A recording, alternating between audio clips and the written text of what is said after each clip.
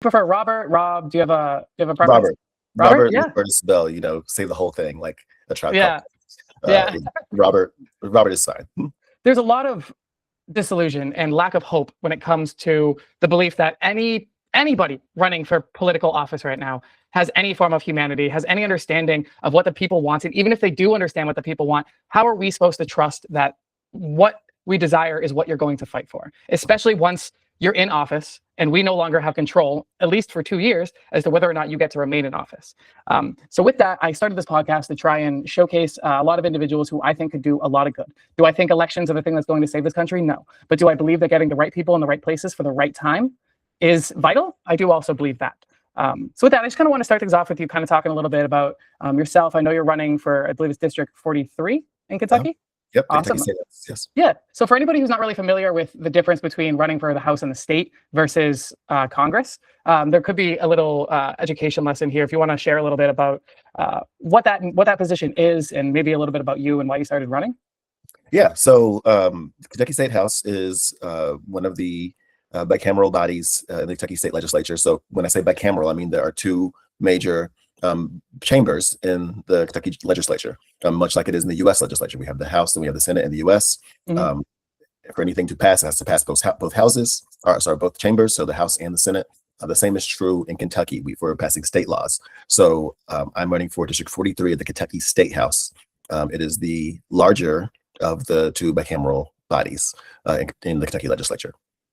Awesome. And what kind of, I know that you've emphasized that you're a teacher, but I would love to kind of understand a little bit about, I want to get more into really just talking about America as a whole, but I do think it's vital to talk a little bit about who you are, where you came from, and what kind of brought you to this in the first place. There's a lot of I care about my town, but do you really? Do you actually, or are you just saying this to get into office? So I would love to know a little bit more about you so we can truly have the belief that you're doing this for the right reasons. Okay. People always ask this question: what radicalized you, or how'd you get involved in politics, or whatever? And for me, there's never a really great answer to that, because it's always been a part of my life. So I come from an activist family in Louisville. My grandmother, her name is Mattie Jones, Mattie Jones. She is every city has a handful of people who are civil rights icons. Whether you're, people who are part of the struggle for civil rights in their city, who have attained a sort of legendary status for that reason. Most cities have someone like that. My grandmother is one of those people for my city and my state. So I grew up in an activist home. The idea that we have to fight to make the world a better place was always at every step of the way part of the food that I ate, the air that I breathed, the water I drank. So it wasn't like I had a particular moment per se where I got radicalized. I can say, story I've been telling a lot lately, actually. When I was I'm old. I'm 45 years old. 45 years old. You look great for. I mean, 45-year-olds isn't really that old in my mind, but you look great for 45. Yeah, well, so I'm 45. So when I say I've been doing this for 30 years or 30 years plus, I have to give my age here. But I can tell you about a story that from way before that, even. That was maybe 9 or 10 years old. And I live in Louisville, Kentucky. It is a blue city, red state. It has a self reputation, at least, as being a liberal haven. But Like a vote blue no matter what kind of mentality, or? Well, yeah, I mean, we haven't had a Republican mayor, in my lifetime for sure. Since I think the last Republican mayor was probably the '60s. I may be wrong about that, but it's that sort of thing. It's a blue city in a red state. But I have to remind people that we have a long history of struggle. Our city is extremely segregated still. So one time when I was maybe 9 or 10 years old, a Black family had moved into a white neighborhood in South Louisville, and someone actually burnt a cross in their neighborhood. And this was, my lifetime. I mean, I'm 10 years old, so it's the '90s, probably early '90s.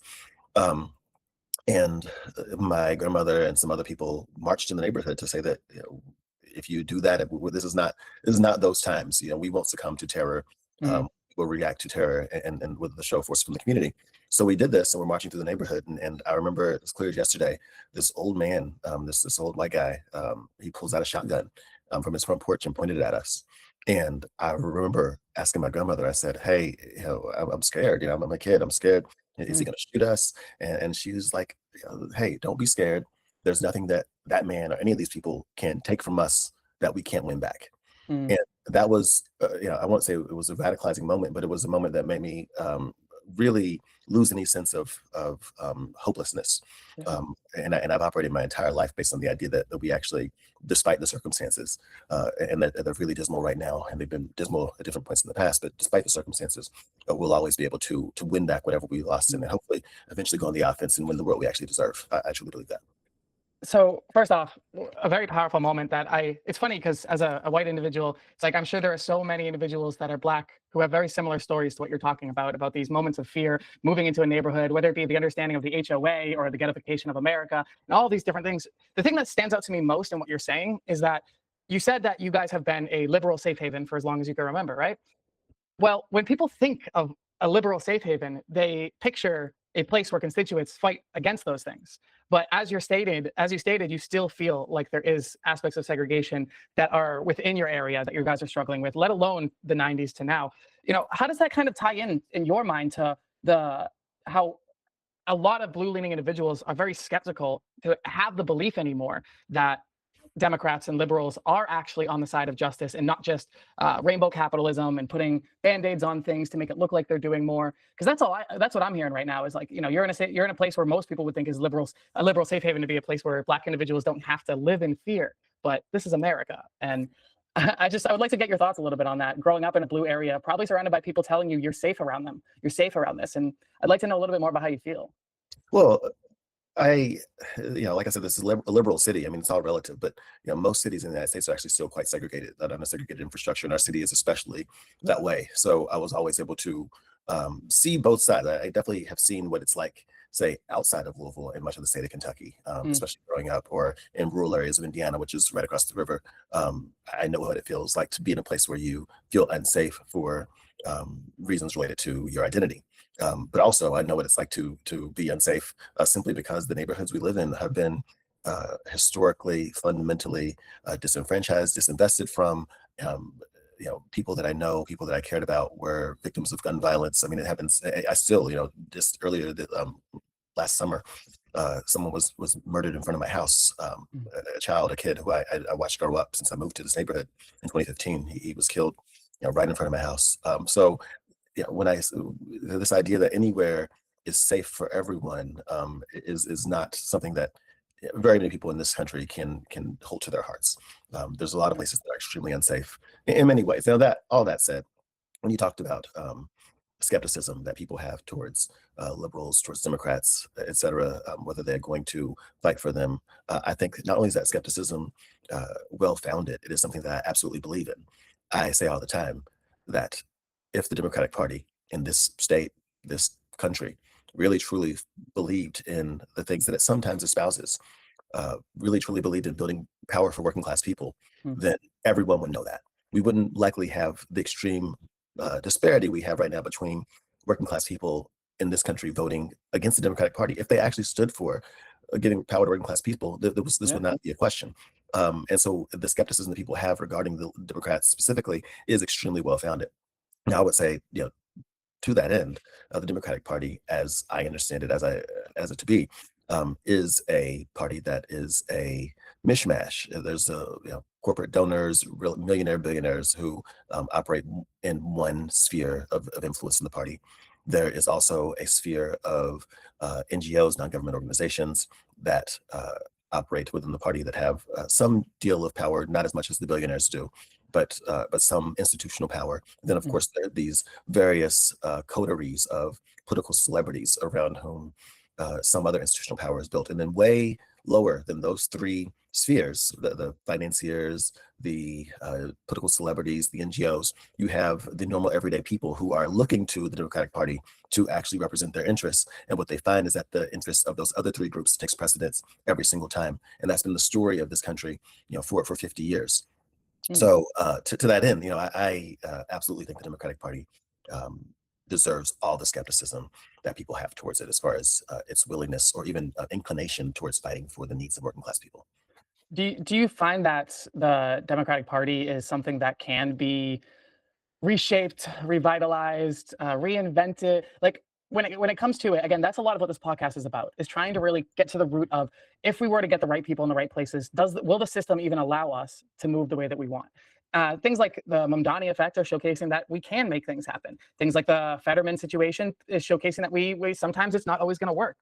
So, as someone who's running, who's disillusioned with aspects of the party that they're running for, like, how do you uh, see how do you see yourself being capable of threading the needle, breaking through, making headway? And do you even see that as an option, or do you see a necessity to establish a third party or reestablish the party? Can it be salvaged in your mind? What are your thoughts on that? Because a lot of leftists and a lot of socialists have a lot of back and forth views on whether or not you have to get rid of the whole car or just take the engine out and build a new car around it. So this is a big question, and what you described is a debate that's gone on in the left for a very long time. What you're talking about is the debate over what we call realignment.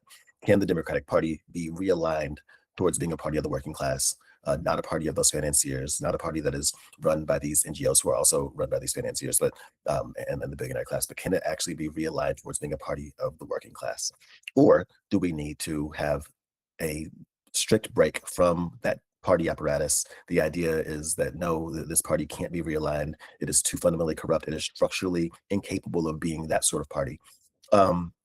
I tend to fall on the latter side of that question, honestly.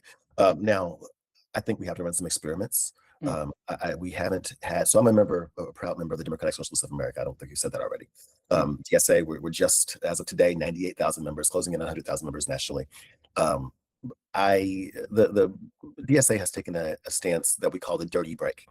Now, there's some debate within DSA about what that means and fundamentally what it's going to look like in the future. But the idea is simply this. For me, realignment does not seem to be on the table. I think every step of the way towards realigning the Democratic Party towards being a working class party, a party that represents the interests of labor, a party that actually represents the interests of the people who are actually voting in that party, I think that the chance of realignment are actually quite slim. That said, I always quote, so there's a bank robber. His name was Willie Sutton. And Willie Sutton, one of the FBI, most wanted list, et cetera, robbed tons and tons of banks. And finally, they caught him. And they asked him, they said, Willie Sutton, why'd you rob those banks? And he said, that's where the money is. I treat elections in that same way. We run on the Democratic Party line. We run in elections in general because, at least for me, that's where the people are. Now, I truly believe that politics are a part of our everyday lives. And whenever, even if you are, out of the system, you don't vote or whatever, politics are done to you. Politics are done to you in your neighborhood. Politics are done to you in your workplace. Politics. Everything is politics. Everything. Exactly. But most people see their only political engagement, if they engage at all, through the ballot box. So when I run, or when the candidates I support, the movement that I'm a part of runs in elections, it is not, by my understanding, what we would call electoralism, which is the idea that elections, we're going to vote our way out of this mess. No, it's about getting to people and encouraging, educating these people along political lines to the point that they are building some sense of their own power as political agents outside of the voting, the ballot box, outside of that voting booth. Like, you talk about like community organizing? Well, in the community, in their workplace. Look, I always describe myself as a democratic socialist, and when people ask what that means, I usually explain this. We live in a fundamentally anti-democratic society. We don't experience democracy in most aspects of our lives. If you live in a place where you are even happy with your government, you probably understand that the amount of political engagement is actually quite low. The amount of choice that you have in your elections is actually quite low. Things like campaign finance, Citizens United, et cetera, really limit the power of individuals, certainly of the community at large. We live in a fundamentally anti-democratic society. We have fundamentally anti-democratic institutions like the Supreme Court, like the Senate, et cetera, that are designed to be conservative with a small c, meaning they are designed to inhibit progress. Is that like controlled? Is that kind of tied into like the term controlled opposition and such in your mind? Or? I just mean just in a basic logistical sense. The U.S. Senate is an anti-democratic body. Right. I mean, the state of Wyoming has 2 senators. Wyoming has 300,000, 400,000 people. The state of California has 2 senators. California has 60 million people or some crazy number like that. That is anti-democratic. That each of those people in Wyoming is worth, in a political sense, at the highest legislative body in our country. Each person in Wyoming is worth 20 or 30 or more. I haven't done the math. Californians. That is actually not okay. So that's what I mean when I say we live in a fundamentally anti-democratic society. We don't have a lot of choice in the matter. So where we have democracy, though, we have some aspects of democracy in our elections. Where we have democracy, we should make that the democracy stronger. So ranked choice voting, fusion voting, some campaign finance reforms that can actually take power away from the corporate class, from the billionaires, and put them more in the power of regular people. That would be democratizing our elections. But in places where we don't have democracy, because like I said, you don't have democracy pretty much anywhere except that ballot box, and even that is compromised. But when places where we don't have democracy, we don't have democracy in our workplaces, we don't have democracy in our Healthcare, community. anything. Exactly out there. So where we don't have democracy, we should make that democracy. We should put the democracy there. So in our workplaces, many of us, frankly, I have a union. Thankfully, I have a really a strong union. I love my union. My union could be more democratic, though. It could be stronger. It could have more representation. It could have more activity. These are the things that as a democratic socialist, I believe in. Where there is democracy, we make the democracy stronger. Where there is no democracy, we add democracy. Fundamentally, at the end, as a socialist, I do believe that the people should be in charge of the economy itself. That is what socialism means. It means putting the tools of the economy into and the outcomes of the economy into the hands of, towards the service of the social, as opposed to the hands in the hands of and to the service of capital making money for a capitalist class. So again, where we don't have democracy, put it there. But we have democracy, make it stronger through the economy, through our streets, through our workplaces, at the ballot box. So we're gonna in a moment migrate over to kind of talking about the history of America, but I did kind of have one. So with that being said, with the belief that voting may not necessarily be the thing capable of saving us, that the Senate and such has been, the system is designed against us. With you not really fundamentally being a Democrat, how do you find yourself able to thread a needle of 100 House representatives? I believe it's 100, right? Yeah, in the state of Kentucky, yes. Yes. Like, how do you, as one individual, feel like? What would be the message that you would give to someone who says you're just one person, you're not going to be able to do anything? Like, if someone were to say that to you as being disillusioned and feeling like nothing's worth it anymore, do you feel like you have an answer to that? Well, I'm not just one person. I mean, the whole premise of everything that I do is based on the idea that it's not just me. It is, as Bernie Sanders says, not me, us. We need to have a movement that permeates through our society, that builds power in the streets, power in our communities, power at the ballot box, like I said, that can be the buttress, can be the support of an individual politician like myself when I go into those halls of power. I think Zoran, when he was in the state assembly in New York, actually put it quite well.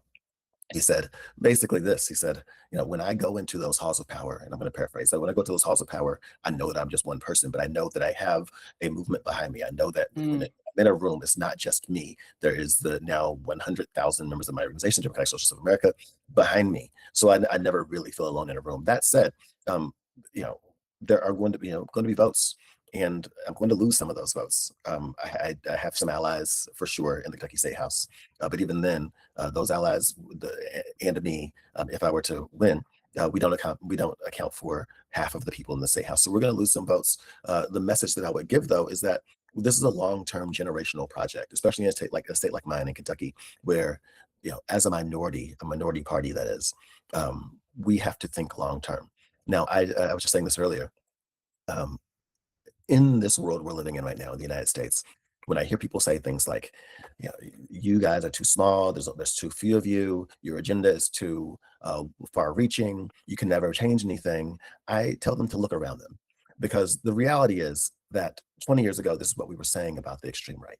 20 years ago, this is what we were saying about these people who were in their communities, in their churches, building power through school board elections, state houses, city councils, et cetera, with the long-term vision of remaking the United States towards this fascistic, nigh theocratic hellhole that they want it to be.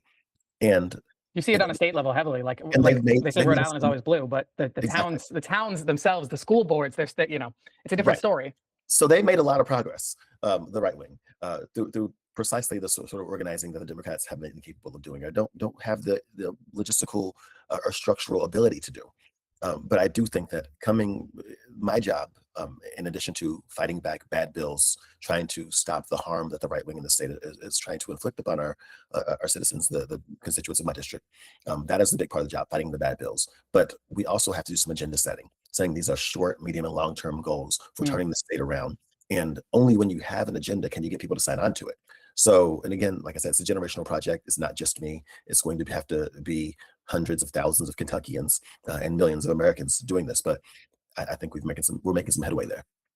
Yeah, I would agree. I think the idea of acknowledging that this doesn't get fixed in a day is very important. As like, it kind of ties into like accelerationism, where a lot of the times there are people out there who thinks that you really can build Rome in a day, that you can just dismantle and build back up without things falling through the cracks, the wrong people getting into the wrong places, or even worse, people like Hispanic individuals, trans individuals, disabled individuals being the ones who have to face the burden of the change of power, whether it be through healthcare or anything else. I agree. I do deeply agree that we don't really have democracy as we want to believe it, and that in order for us to, I think a good way to look at it is the MAGA movement became so powerful, the blink of an eye, but not necessarily. The difference being that the blink of an eye to us was, oh, they got 5 or 6 members in the House, and those 5 or 6 members in the House are able to clog everything. And a lot of people look towards that as what made the MAGA movement able to spark, and look towards socialists and leftists who could kind of play within that same ballpark, be the disruptors, be the ones that show up, that get elected, that are the 5, 10, 15 people in the House who can cause those stirs, and can cause those stirs for the people rather than for the president. So I agree, and I do agree that it's going to take time. Kind of all of this kind of guides right on back to patriotism and the idea of America, and how, in my mind, patriotism played a big role in keeping people ignorant and blind to what's going on around them. Don't look at what's going on because we're America and America's great. Even on the America First term in general, which, if I'm not mistaken, is coined during the anti-Jewish movement in America in the 1940s, or at least it was utilized during that time as well.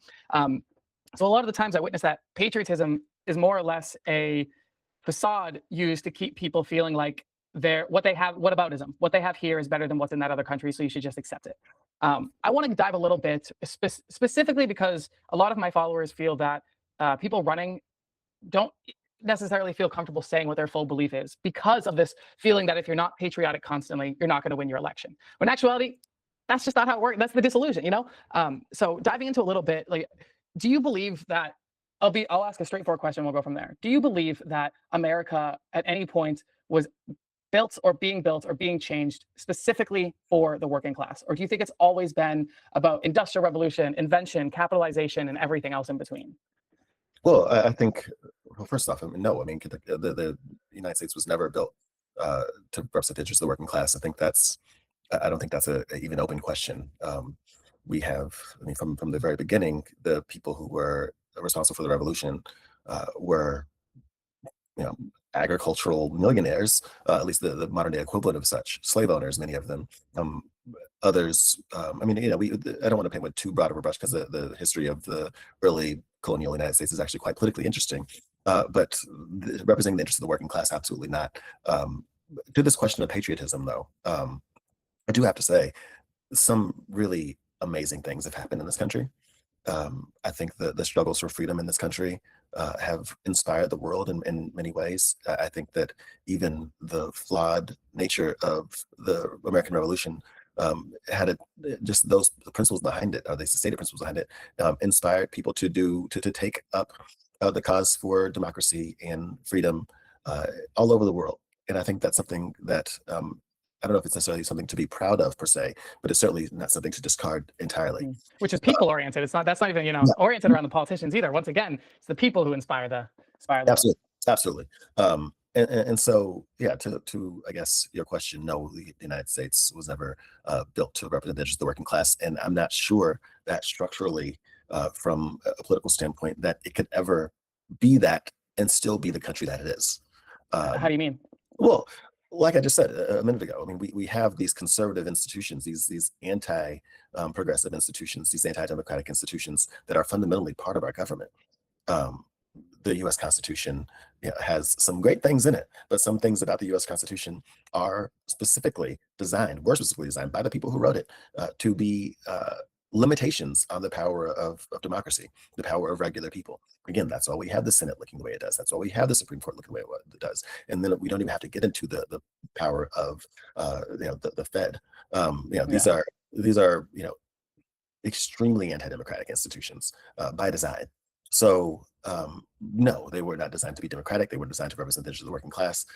And eventually, we're going to probably need some fundamental interventions to the Constitution to make the world, to make our country more democratic. Now, that might sound crazy to some people. They might say, "Oh, he wants to get rid of the Constitution or whatever." But I will say to that, our Constitution is a living document. We've Mhm. had it. That's what amendments are. That's what an Yes, that's what amendment is. that's what an amendment is, and these amendments to the Constitution, many of them have been about expanding the franchise, expanding the democratic possibilities for this country.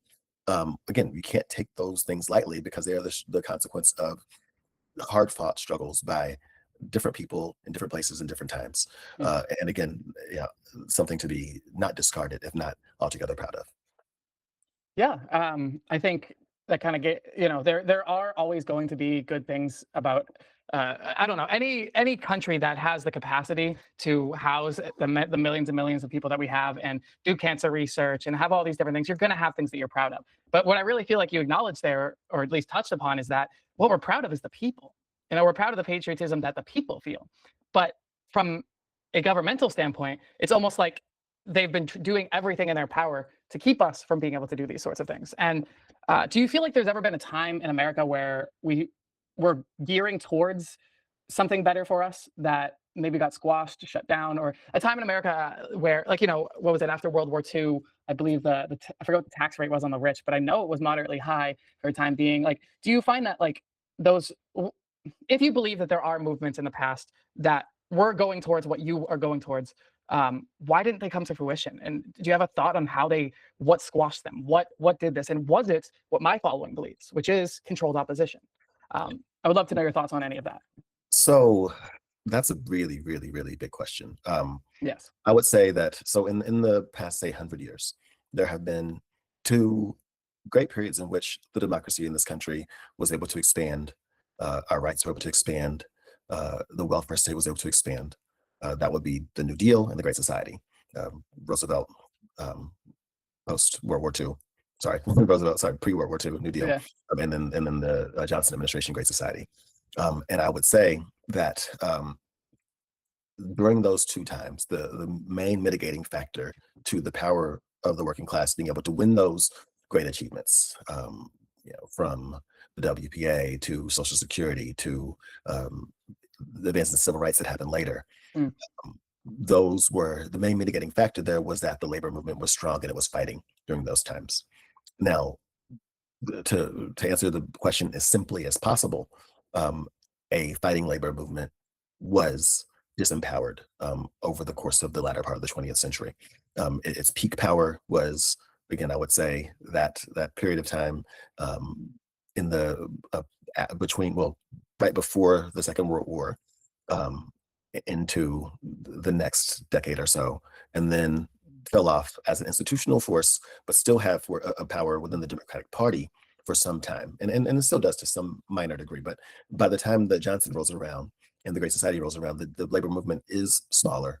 It is less of a fighting force. It is less of a counterbalance to the power of capital. But it does have some power institutionally within the Democratic Party, and that's how that power is exerted within that party. And the party then does fight for some of those increases in the franchise, some of the increases in the power and the value of the welfare state. Those things happen at the two important historical moments. And then from that time on, really from the 1970s, the neoliberal era, we would call it, the power of labor, labor as an independent fighting force, labor as a force that represented the working class as such, and able to fight for it, diminished significantly. And so we are where we are, where the working class actually doesn't have institutions of great power that can fight for its behalf in the political landscape. So What do you think was a lot of the 70s? And I mean, I have my own take, and I'm sure a lot of people do, on what really started to make things fall off even further. But when you look at the 70s, 80s, and 90s, we look towards not wanting to repeat mistakes, not wanting to let things slip through the class, like not letting the history repeat itself. So when you talk about 70s, 80s, 90s, these things falling off further, what do you mean by that per se? Like, how or why did these things start to happen? well, there's a few ways to look at it. I think some people would look at it and say, well, one of the things that happened, and they're correct. One of the things that happened is that what we describe as the left in this country came to simply not exist. It was institutionalized in the academy. It was de-emphasized, within the Democratic Party. It lost power within at the street level, and what became the opposition, and I think the word you used earlier, controlled opposition, actually has some resonance here. What became the opposition to capitalism and to the power of the ascendant right wing became a collaborationist entity, one that no longer took the working class as an agent of social change or as a primary constituency. Mm. And when you lose that, and we can describe all the ways in which that was lost. Yeah, everything from farming to forgetting the farmers to everything in between. Right. When you lose that as a fighting force politically, you're going to have less political power.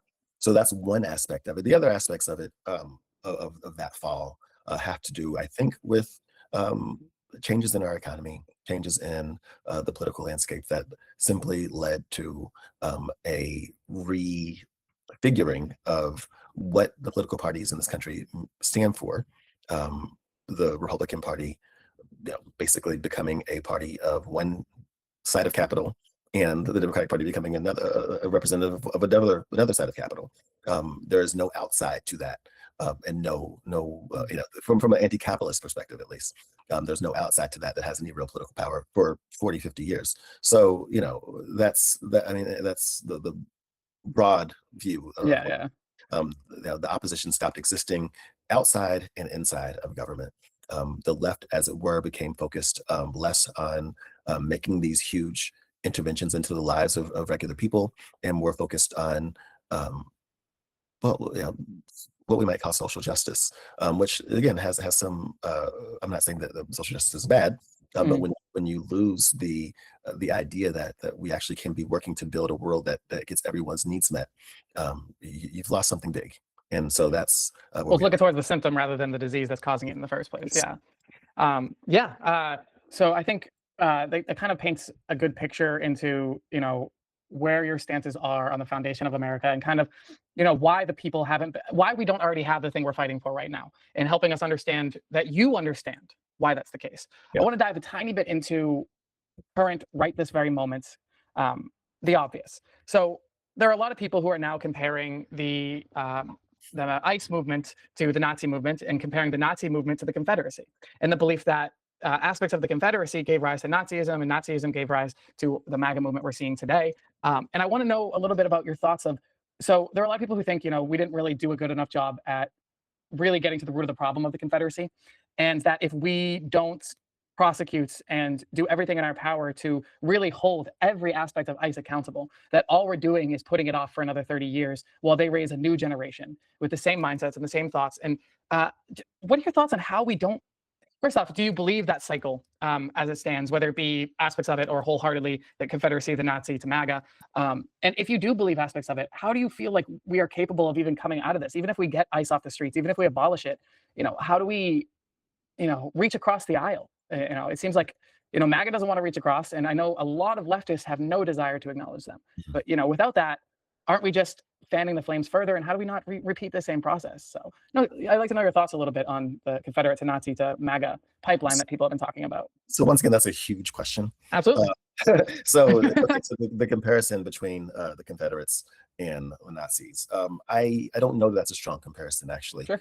And here's what I'll tell you why I don't think it is. Because it is no doubt that Hitler and the Nazis were very much inspired by the United States. But our immigration policies, right? Like, or something involving that, I believe. Well, Hitler called the Danube the river of the future, and one of the things that he would say. So I have a background as a cultural studies academic in a past life. Teach me, teacher. And so when you look at the history of the United States, I think we do a disservice to ourselves. We're not being honest with ourselves when we focus on this 5-year period that was our 4-year period that was the Confederacy. When you look at what actually inspired the Nazis about the United States, it was the clearing of the west of the Mississippi, Manifest Destiny, the genocide of the native population, and the American dream. Yes, this is not me, riffing here. This is what Hitler actually said. He said basically that he wanted to do east of the Danube what the United States did west of the Mississippi, which is clearing the land for the chosen people, and taking that land, seizing that land, and killing the people who were there. So I think the idea that the Nazis were inspired by the Confederacy is short-sighted. I mean, maybe they were, but they were inspired by America writ large. So okay, so there's that question, and then the question is there then a one-to-one comparison between the Nazis and ICE? To that question, I don't really particularly care. It's you see these. I mean, is it fascism? Yes, I believe it is fascism. Oh yeah. Do I think that the people that there are probably a significant number of people who are wearing those ICE uniforms who are actual Nazis? Absolutely. But do I necessarily think that that ICE as such is a Nazi movement or a reflective of Nazism? I don't care. We have to stop them regardless. Now to the main question you're asking though is like, what do we do about this? Especially in the aftermath. Like, how do we? Okay, so yes, let's look forward to this time, ideally, where this hell is over. They're no longer killing people in the streets. They're retreating. We have some new people in the White House, the Senate, the House, etc., the judicial system, and people who actually have an appetite for saying, let's not ever experience this ever again. That would require, yes, some absolute accountability. There need to be some people need to be put on trial. Absolutely. There are war crimes. People need to be prosecuted, etc. But I think to your question, and I think we actually can learn a lot from both the movement against apartheid in South Africa and the aftermath of World War II. There needs to be some truth and reconciliation, an honest account within our society for what led us here, who was responsible, not just who pulled the levers that made these horrible things happen. Those people need to be prosecuted for sure. But how did our institutions become so complicit in this? And that's going to require a softer bit of political education and soul searching. I hope we get to have these questions. I hope we get to have these real debates as to what that looks like, because that will mean that we have won something significant. Yeah, on a national scale. Like that's part of the reason I have this I started this in the first place is, to be able to ask the questions that people really aren't willing to kind of negotiate or talk about on a national scale. So I assume that you're for the abolishment of ICE, not the okay, yeah. So and I have been since 2003. Since I'm old enough to know, old enough to remember that when the Department of Homeland Security, which also should be abolished, by the way, and ICE were invented in the midst of the Islamophobia, right? Hysteria that happened after 9/11. And many others. I'm not saying I was prescient or anything, but I knew that was going to be bad. I knew there was no way that this institution was compatible with any idea of civil liberties, any idea of what this country claims to hold dear as far as its values. It was always going to. It always looked like it had the possibility of being what it became when it was expanded. During the Obama administration. We set off the same alarms that we were setting off a few years ago, because we knew that there was a great possibility that this was what it would become. And so, yes, absolutely abolish ICE, absolutely abolish the DHS, absolutely hold all of the people who have made it into what it is, politically and sometimes criminally accountable. So I mentioned earlier that in order for us to really see the future, there has to be some reaching across the aisle for conversation. So to someone who, they don't have necessarily a problem with immigration, but they do believe the idea of protecting our borders as like a vital part of keeping Americans safe. When they hear abolish ICE, that's one thing. When they hear abolish the DHS, what does that mean? And how does that, what would you do to say to someone who looks at you and says, we can't have open borders, anybody going anywhere, because that's what they view when they hear these statements. And whether it be clarification, agreement, or whatever it might be, what is what does abolishing ICE and or abolishing DHS actually look like? And does that instigate any form, in your mind, of a worse situation where criminals are getting through, more drugs are getting through?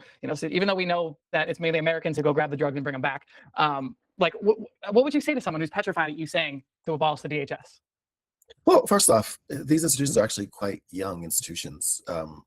I'm a person who's, again, I keep saying I'm old, but I'm not that old, and I was an adult when ICE and DHS were formed. So it's not like we live in a world where the memory of not having ICE and DHS is some sort of unimaginable thing. Many of us knew that world, and did not feel any less safe in that world. I certainly don't feel that ICE is or ever has made me safer. To the question of border security and so forth. Look, and I'm going to be, this is going to sound like a punt, and it kind of is, because I'm going to say this: my allegiance does not stop at our borders. My allegiance is to the working class globally. So whatever we can do to improve the lives and to improve the democracy, improve the social safety nets, et cetera, for people around the world, working class people around the world. This, as long as the more we do that, I think the safer we'll be, both in the United States, but all throughout, the rest of the world.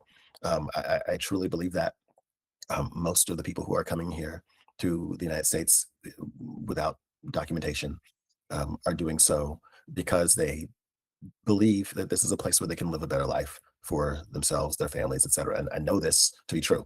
Um, if we develop conditions globally, both through a reimagining of the way the United States uses its global power towards imperialism, the way that the United States and United States-related financial and corporate entities use their power to oppress people. If we change that relationship that we have to both internally, the working class here, but also the working class elsewhere, we will have fewer issues with people entering the country illegally or whatever. Do you even believe that the concept of illegal immigration should even be a term? Do you think that? Well, that's sort of what I'm getting at. People should have a right to move across the borders. I mean, we want a world in which, at least I want a world in which, insofar as we even still have borders, crossing one is not considered a felony or anything. A felony. We ought to have some idea of who is in the country for sure. Again, that is something that we can have without having stormtroopers. That's literally, yeah. That's something that we can have without having an extremely punitive response to migration, but without documentation, et cetera. So, like I said, it sounds like a punt, and to some degree it is. And also, I'm running for Kentucky State House, I'm not running for U.S. Congress. But yes, I think if we do things a little bit differently, internally, externally, we would have a lot fewer problems. I mean, the whole question of illegal drugs coming across the border, I think, would actually possibly be solved by us having a different approach to drugs in general. So I agree. Yeah. That's, again, we have to reimagine a lot of things in our society in order to answer some of these questions effectively. Anything short of that is going to be piecemeal and possibly counterproductive. Yeah. I agree. I think we covered a lot in that. I want to continue on with some in the moment things. Something that if I don't cover it, I know I'd beat myself up, and I know everybody else would as well. Do you believe in a two-state solution between Palestine and Israel? And what is your belief as to how the Democrats are handling the Palestinian conflict? I know. It's a deep one, but it is probably the red line for leftists and socialists. This question in particular, as kind of my closing one, defines whether or not someone will even watch this video. And I do think it's a vital question to ask with regards to your knowledge on the history, the two-state solution, because yes, you're running for Kentucky today, but who knows what you could be running for in the future. And I do think it's vital that people have a good understanding of your view on the Palestinian conflict, especially as someone who wants to be a humanitarian for the working class, no matter where they live. And that's a beautiful thing to say, especially as someone running for not even just the U.S., but for the Kentucky Congress and such. So what are your yeah, I'm just gonna let you. Okay. All right. So you asked an interesting question. So so again, within my organization, the Democratic Socialists of America, we have been an anti-Zionist organization for a very long time. There have been debates regarding what that actually means and how to actually be an anti-Zionist in the world in a way that is both honest and effective. So I'm gonna give you an example. So there was a proposal at last year's DSA convention You asked if I believe in the two-state solution. I should just Yeah. go ahead and say, first off, no, I do not. Okay. I frankly believe that, number one, most people who say they believe in the two-state solution at this point in 2026 are lying, or extremely mistaken. Yeah. To believe that one side wouldn't just shove it. I'm an Armenian. My family is from Armenia. I know what it's like, the Turkish-Armenian Yeah, so I agree. Right. So here's what when I say that, I'm saying that I don't think the two-state solution was a dream 20, 30 years ago. You know, after the various meetings and accords and stuff, we don't have to get into all that. I think with the increased number of settlements, etc., it is becoming by the day less and less viable. Now, so I think the two-state solution is just not possible politically. Yeah. So within the DSA, I spoke in favor at last convention of supporting something called the One Democratic State campaign.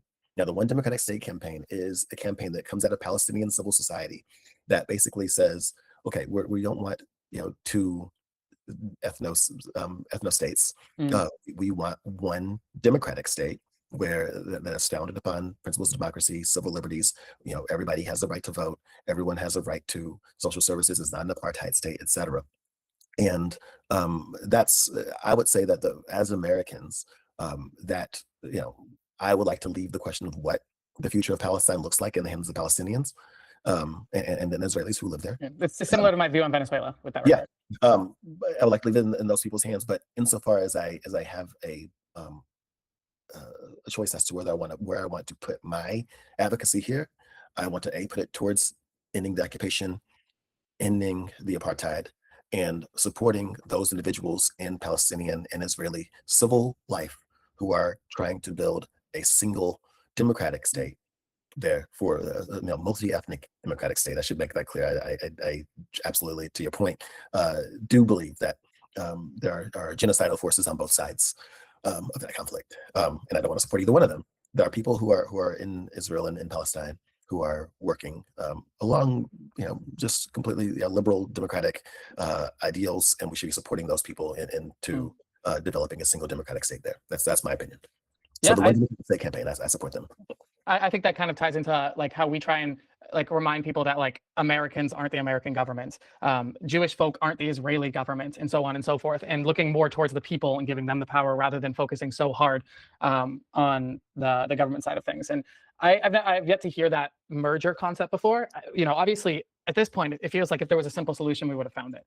Even that has holes in it in my mind, where it's like, how do you get rid of the prejudice and racism? How do you have someone live side by side with someone who's just shooting up their towns for fun? How do you even create that in the first place? But again, that's not for us to figure out. It's just for us to withdraw from. Right, it's not for us to figure out. But we have models. This is not something that we've never dealt with before. I mean, again, I point to the ending of apartheid in South Africa. It was an extremely brutal system. It was an extremely brutal system that killed people, imprisoned people, subjected people to a lower class status based on the color of their skin, the languages they spoke, et cetera, et cetera.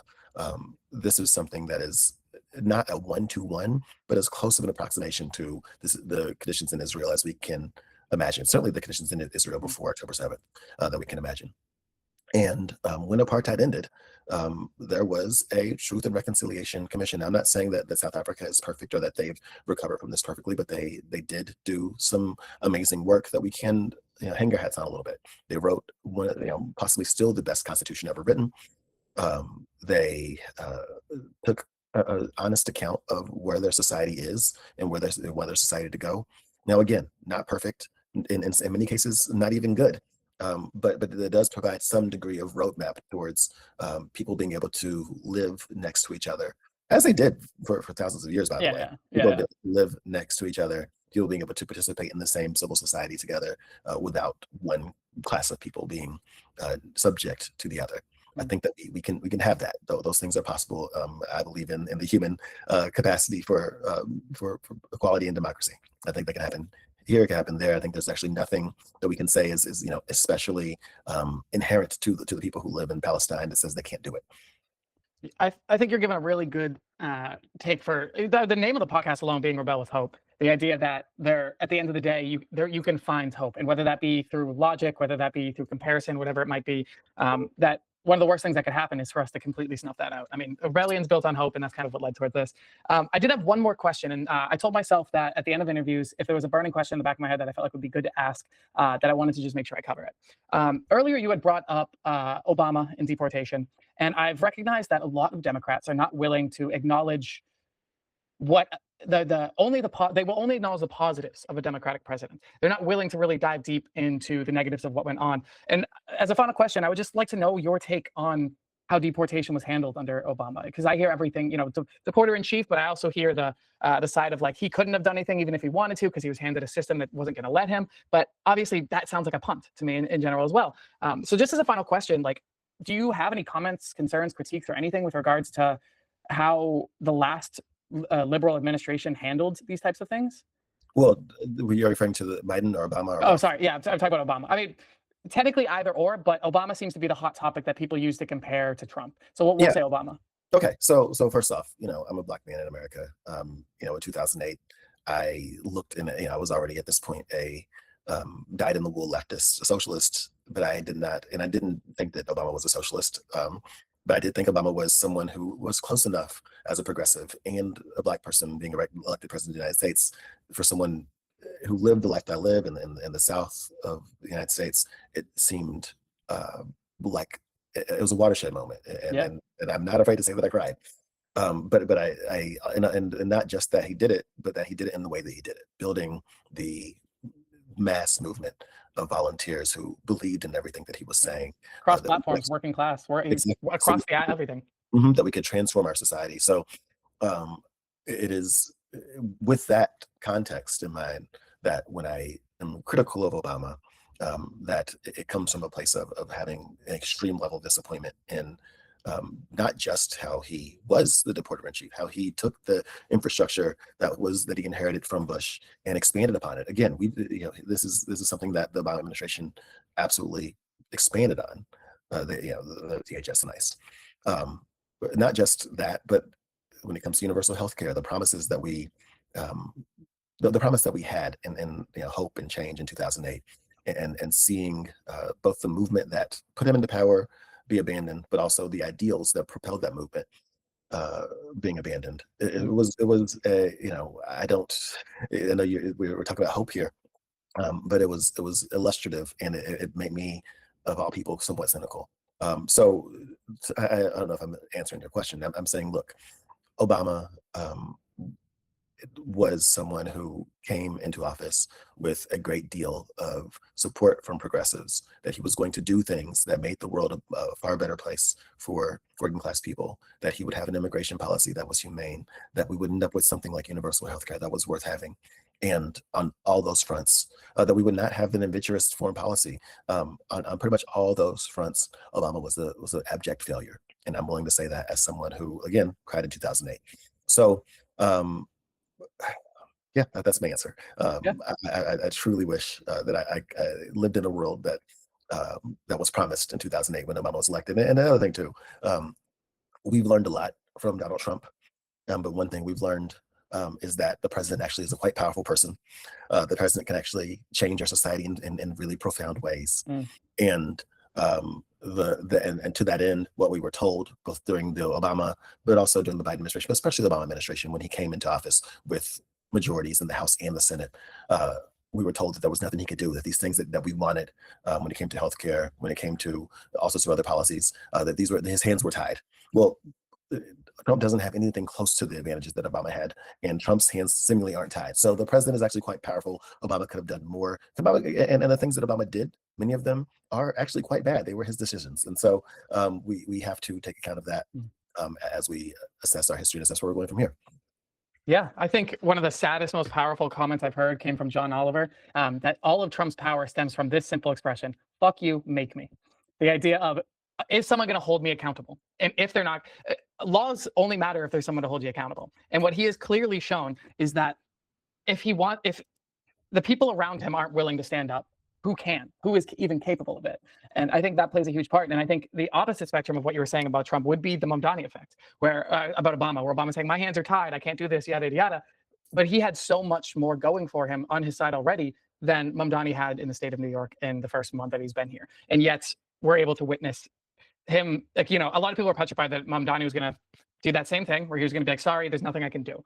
And clearly we're witnessing day after day that there's always something that they can do, whether that's a positive or a negative is depends on who's in charge. But awesome. I just want to say thank you so much for taking the time. I think it's so vital, especially on a state level, to try and push up and get people into office who are going to make great change. Because as a trans person, yes, I care a lot about the House and the Senate, but state level matters so much for the protection of an individual.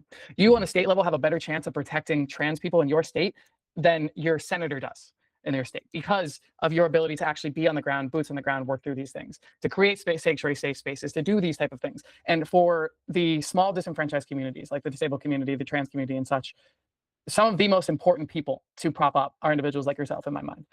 So I just want to say thank you, like from the bottom of my heart, for reaching out, for sharing, for being willing to have some hard conversations, and to want to take a stand, you know, to want to be a part of the movement for change, not just talk the talk, but walk the walk.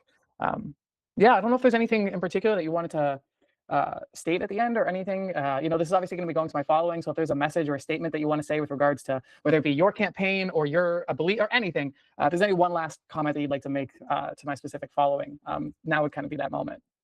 Yeah, so two things. Number one, my website, Bell, Bell4ky.com, Bell4ky.com. You can read a lot more about my actual platform, the short, medium, long-term agenda that we're trying to set for the state of Kentucky. You can also donate. I truly need lots of money, so you can go to, in order to win this campaign, we have to. Yeah, that's how it is. We have things to send in the mail. We have ads to buy, all that. So Bell4ky.com. You can read my platform. You can donate. If you live in the Louisville area, it'd be great to have you volunteer, or Kentucky at large. So there's that. Number two, don't sit idly by. Join an organization. We are actually, it's not enough to tweet. It's not enough to post on your Instagram story. It's not enough to talk to your friends. We have to be organized. I recommend that you join my organization, Democratic Socialists of America. I think we have. I'm partnered with them. I'm not a part of the organization, but I show up to events and with them as well. Yes, join DSA. It is a historical accident to some degree that we're able to have a 100,000 member socialist organization. It is a baby to nurture and grow, because that is the only way that we actually build the power we need, from our neighborhoods to our workplaces to our electoral system, is for us to build something like DSA. But if not DSA, join something else. You have to be organized. That's all. Sounds a lot like the workers' movement you were talking about, and how the workers' movement can grow. But if it falls apart, we lose the power.